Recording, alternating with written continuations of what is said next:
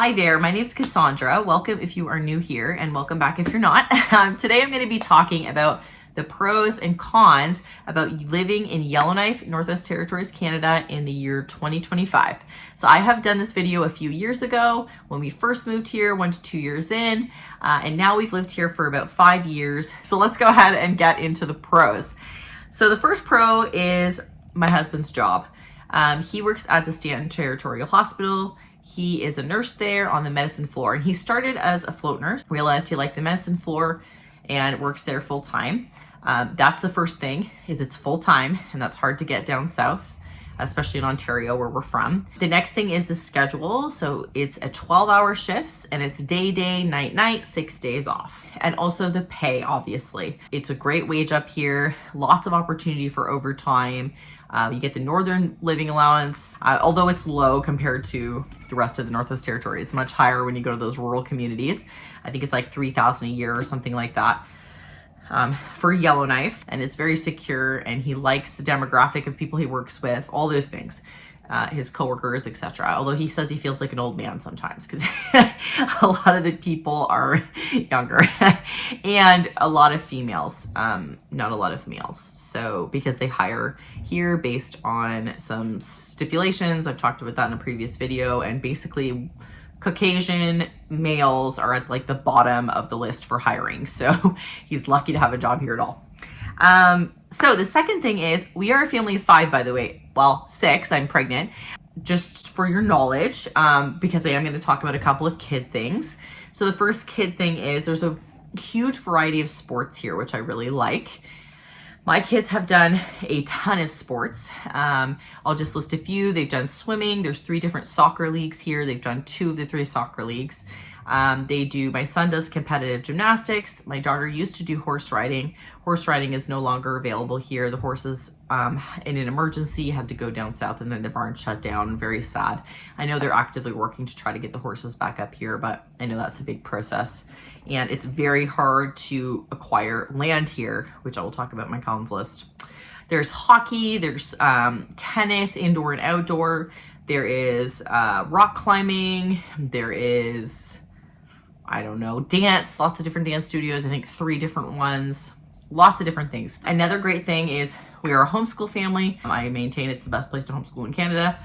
We have a small little community which gets together occasionally, but does get together often for sports. So every week we do swimming, skating, and soccer or field house activity where there's like a big field and they can do whatever they desire.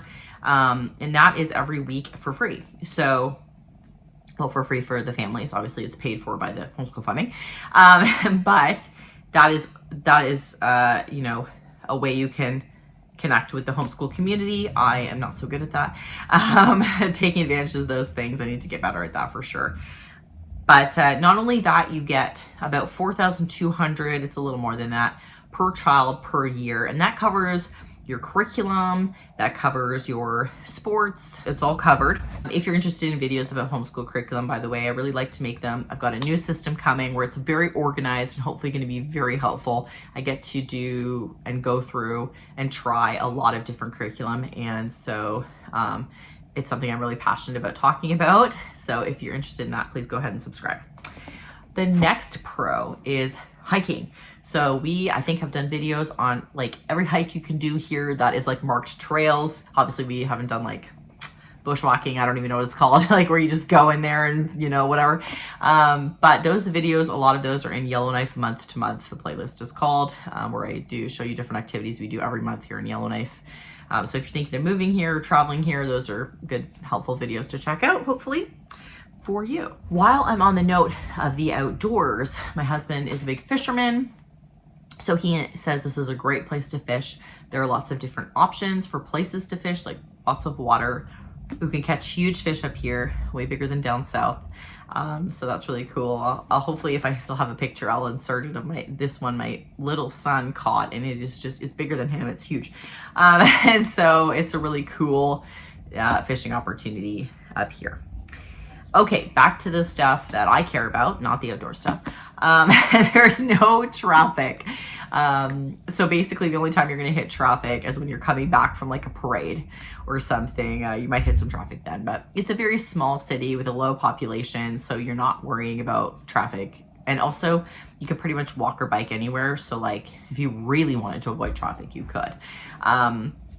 Like on your way to work or whatever. My husband walks to work every day. He doesn't even use the car. So it's very, very helpful. We love that.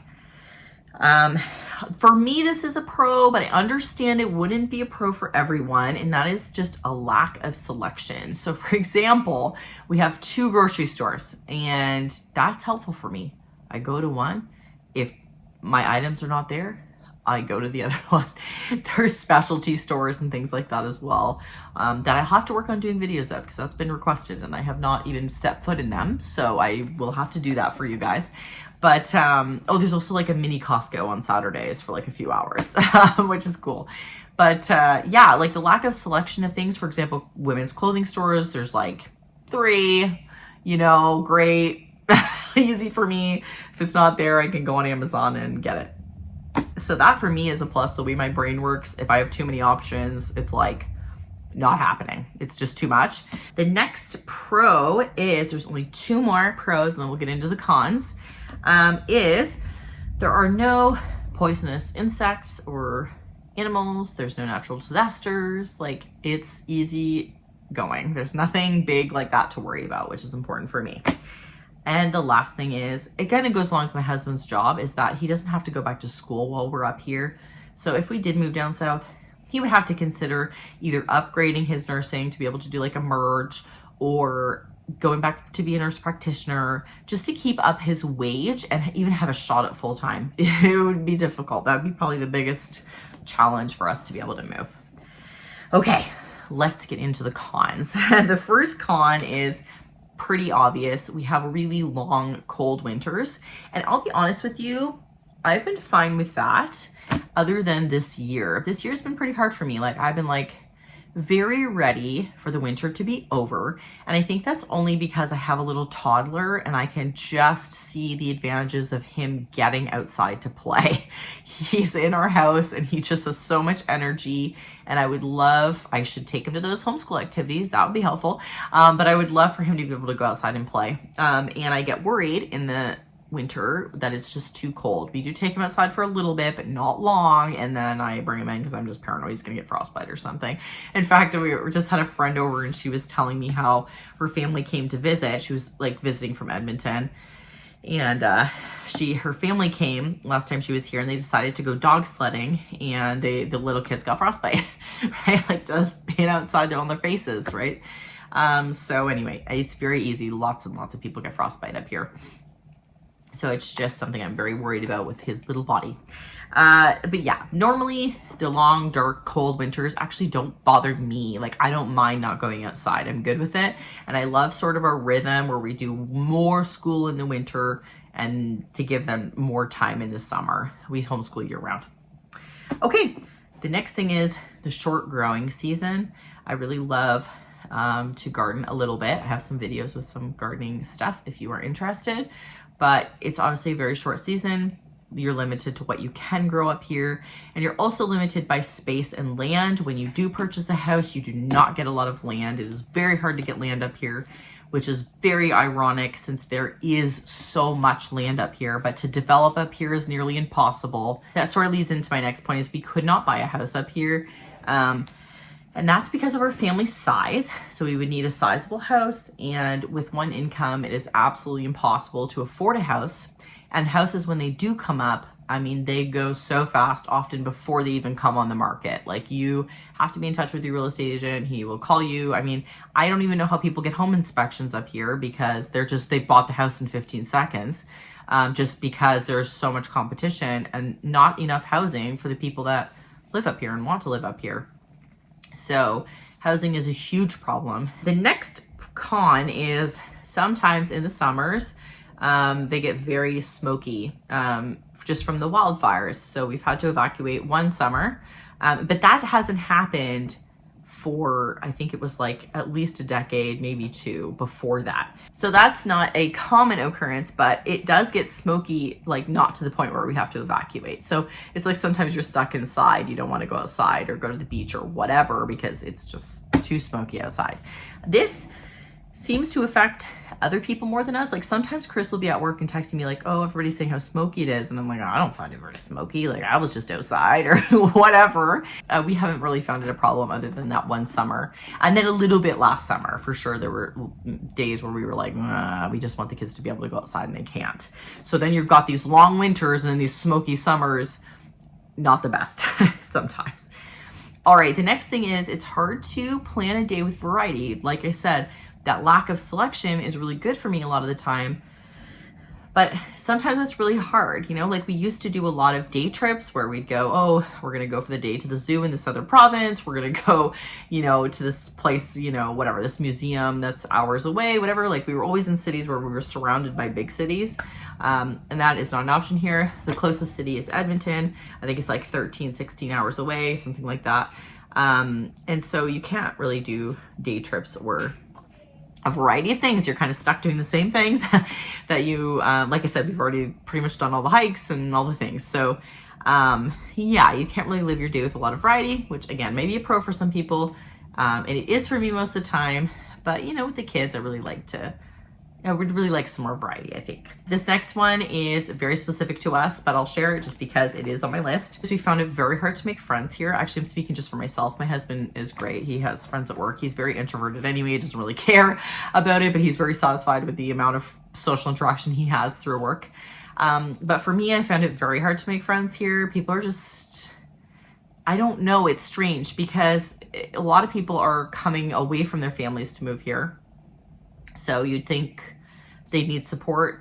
Maybe it's just me. I don't really know, but I don't really have any friends here. I have like a couple of friends here, but yeah, I wish I had more friends. So I've just found it very difficult. I've been like volunteering and doing a bunch of things, trying to meet people, but I don't know.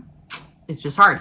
So it gets harder too as you have a family and kids because those things need to mesh. You know, there's been a few people that I maybe could have been friends with, but because of the way they parent or I parent or, you know, their relationship is or whatever, you know, so many things have to align when you get to the stage that I feel like, you know, how they spend their money, that's huge. I find I'm way frugal. And so, you know, if people like to like go out to eat a lot or go get, you know, to the spa a lot or whatever. I mean, I don't do that anymore. So, not that I don't do that stuff anymore, but if I'm going to do that stuff, I'm going to do it with my family, probably. So, you know, I probably just limit myself. That's probably just a me problem. Okay. So another one that's specific to everyone is that there are a hugely expensive utilities up here. So your utility bills are very high. So not only are your housing costs high, your utilities are high. And so you have to be like a millionaire to like own a house up here. I'm exaggerating a little bit, but not really. And the last one, again, kind of specific to me, but could be specific to you, is that there are no midwives up here in Yellowknife. So in the surrounding rural communities, I am pretty sure there are midwives because they are not close to a hospital, and so they have no choice. But for me, I had my first two children as a home birth, and that was super important to me and a very good experience. I had Finnick in the hospital, my last child, and it was a terrible experience, but that is mostly because of what I made it. I was just really scared to have a baby in the hospital, and it's not something I wanted, and it was something I was forced into because we didn't have the option of midwives up here. Yeah, I'm gonna have this baby in the hospital, and I already know it's gonna be a better experience because I know what to expect, and I'm gonna be more positive about it because I was just not very positive about it with Finnick. That's it. So that is everything. That is my pros cons list for Yellowknife, Northwest Territories, Canada, living in 2025. If you like this video and you are still here, please go ahead and like it and subscribe if you're not already subscribed. Thank you so much for watching, and I will see you guys in the next video. Bye.